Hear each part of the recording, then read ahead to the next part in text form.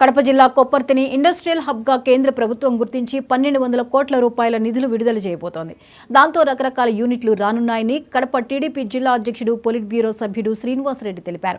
రాయలసీమలో industrial hub ఏర్పాటు చేసి జగన్ చేయలేని పనిని చేసి చూపిస్తామని శ్రీనివాసరెడ్డి అన్నారు. గతంలో ఈడీ, సిఐడి కేసుల్లో ఇరుక్కున్న జగన్ ప్రస్తుతం లిక్కర్ కేసులో ఇరుక్కున్నాడంటున్న టీడీపీ జిల్లా అధ్యక్షుడు శ్రీనివాసరెడ్డితో మా కడప ప్రతినిధి రాజు ఫేస్ టు ఫేస్.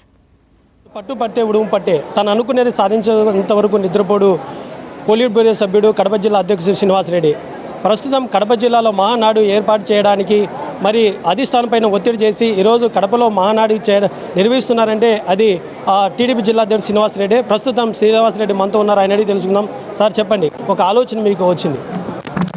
జనవరిలో పొలిట్ బ్యూరో సమావేశంలో ఈ సంవత్సరం మహానాడు ఎక్కడ జరపాలని చర్చ వచ్చినప్పుడు కడపలో జరపండి సార్ అని అడిగాం ముఖ్యమంత్రి గారిని.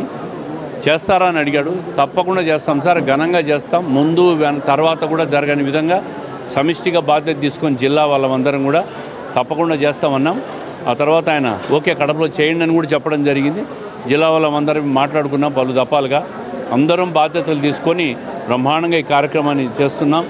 ఒక గ్రామ వాతావరణం ఏర్పడింది అక్కడ, మహానాడు గ్రామం. ఆ గ్రామానికి బ్రహ్మాండంగా ఏర్పాట్లు జరుగుతున్నాయి. భోజన ఏర్పాట్లు, వసతి ఏర్పాట్లు, తర్వాత ప్రతినిధుల సభ, బహిరంగ సభ రెండు వేరువేరుగా డిజైన్ చేశాం. బ్రహ్మాండంగా కార్యక్రమం జరుగుతూ ఉంది.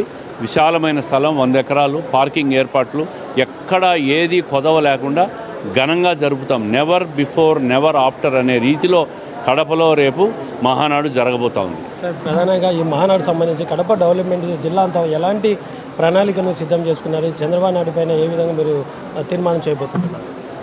మహానాడు సందర్భంగా ఏమీ రెగ్యులర్గానే అభివృద్ధి కార్యక్రమాలు ముఖ్యమంత్రి గారు కడప జిల్లాకు చేస్తూనే ఉన్నారు. ఇప్పటికే స్టీల్ ఫ్యాక్టరీ ప్రారంభమవుతూ ఉంది.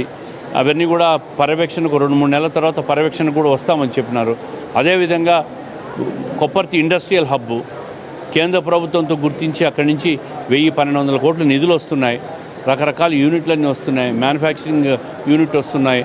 అన్ని రకాలుగా కూడా రాయలసీమ సెంట్రిక్గా కొప్పర్తి కానీ, అటు కర్నూలు జిల్లాలో ఓరకొల్లు కానీ పెద్ద మ్యానుఫ్యాక్చరింగ్ ఇండస్ట్రియల్ హబ్గా తయారవుతూ ఉంది. గతంలో ముఖ్యమంత్రి ఉండి కూడా 5 సంవత్సరాల్లో జరిగింది ఏం లేదు. మా ప్రభుత్వం వచ్చిన తర్వాత ఈరోజు కొప్పర్తిలో చూడండి ఒకసారి ఎట్లా ఉందో. సార్, జగన్ పదే కార్యకర్తలను ఉద్దేశించి ఒక మాట చెప్తూ ఉంటున్నాడు. రాబోయే దినాల్లో రాబోయేది మా ప్రభుత్వమే, వైసీపీ కార్యకర్తలు కావచ్చు, నాయకులు కావచ్చు, ఎవరిని ఇబ్బంది పెట్టినా వదిలిపెట్టే ప్రసక్తి లేదని కూడా చెప్తున్నారు. దీనిపైన మీరేమంటారు? ఈరోజు పత్రికల్లో, టీవీలో చూసా, రాబోయేది మా ప్రభుత్వమే, మా ప్రభుత్వం వచ్చి నాకు సినిమా చూపిస్తా అంటున్నాడు. ఈ లోపల మాకు మహానాడు సినిమా చూపిస్తాం 29వ తేదీ జగన్మోహన్ రెడ్డి గారికి. ఆయన నిరంతరం అధికారం కోల్పోయి ప్రతిరోజు కళ్ళు మూసుకొని తెరిస్తే అధికారం వస్తుంది అనుకుంటున్నాడు. చాలా టైం ఉంది, ఆయన అధికారంలోకి వచ్చే క్వశ్చనే లేదు. మద్యం కేసులు, ఈడీ కేసులు, సిబిఐ కేసులు, ఒక కేసు కాదు, ఈ 4 ఏళ్లలో ఆయన కేసులు ఫేస్ చేసి దాని విచారణ ఎదుర్కొంటే అదో పెద్ద గొప్ప విషయము. ఆయన మాట్లాడే మాటలకు ఎవరు ఇక్కడ భయపడరు, కడప జిల్లాలోనే భయపడరు ఎవరు కూడా. ఆయన ఏదో అనుకుంటున్నాడు. సినిమా చూపిస్తాను 29వ తేదీ కడపలో పెద్ద బహిరంగ సభ చూసి జగన్మోహన్ రెడ్డి గారు ఆ సినిమా చూస్తాడు.